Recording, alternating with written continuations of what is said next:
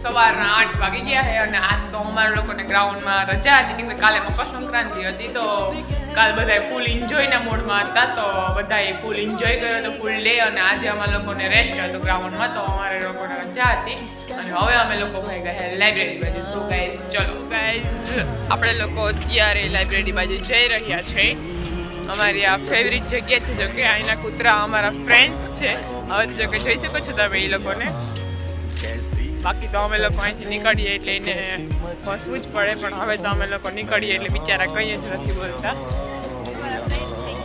Friends થઈ ગયા છો કે ગાઈઝ અમે લોકો ફાઇનલી લાઇબ્રેરીએ પૂરી ગયા છે. તમે જોઈ શકો છો મિત્રો આપણે આ લાઇબ્રેરી છે. અમે લોકો અંદર જઈએ ગાઈઝ મળીએ હેડ ઉપરના 1 વાગે. અત્યારે અમે લોકો અહીંયા લાઇબ્રેરી બહાર તડકામાં બેઠા છીએ જો કે ઠંડી લાગતી હતી અંદર પંખો ચાલુ હતો તો અંદર ત્યારના અમે લોકો વાંચતા હતા એટલે વાંચીને કંટાળો આવતો હતો. મને ઝોલા આવતા હતા ખબર નહીં ને તો આવતા હોય કે મને તો ઝોલા આવતા લાઇબ્રેરીમાં અંદર. 5-10 મિનિટનો બ્રેક લીધો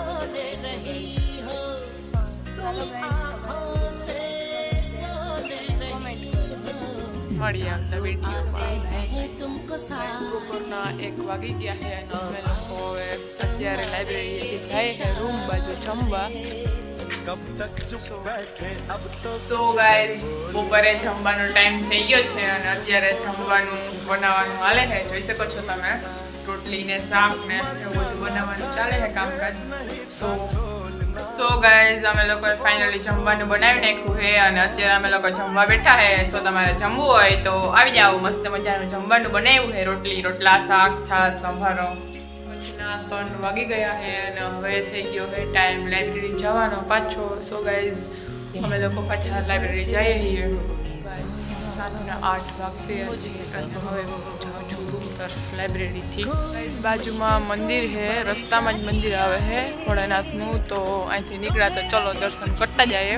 સો ગાઈઝ ચલો હું તમને દર્શન કરાવું ત્યાં છે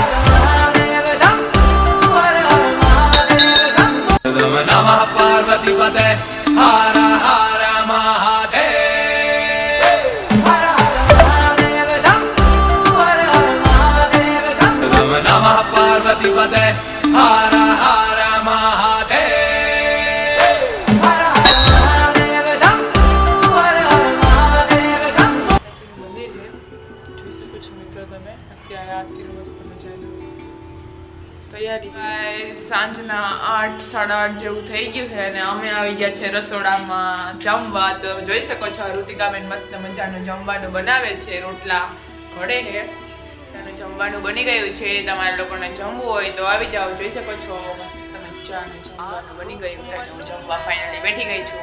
સો ગાઈઝ અમે લોકો જમી કરી અને ફ્રી થઈ ગયા છે તો ઘડીક વાર 1 કલાક વાંચી લઈએ. સો ગાઈઝ અત્યારે રાતના 11 વાગી ગયા છે અને હવે અમે લોકો વાંચી કરીને મસ્ત મજાના ફ્રી થઈ ગયા છે અને હવે સો ગાઈઝ મળ્યા કાલે. Good night. સવારે વહેલું ગ્રાઉન્ડમાં જાવું છે એટલે વહેલું ઉઠવું પડશે. Bye bye.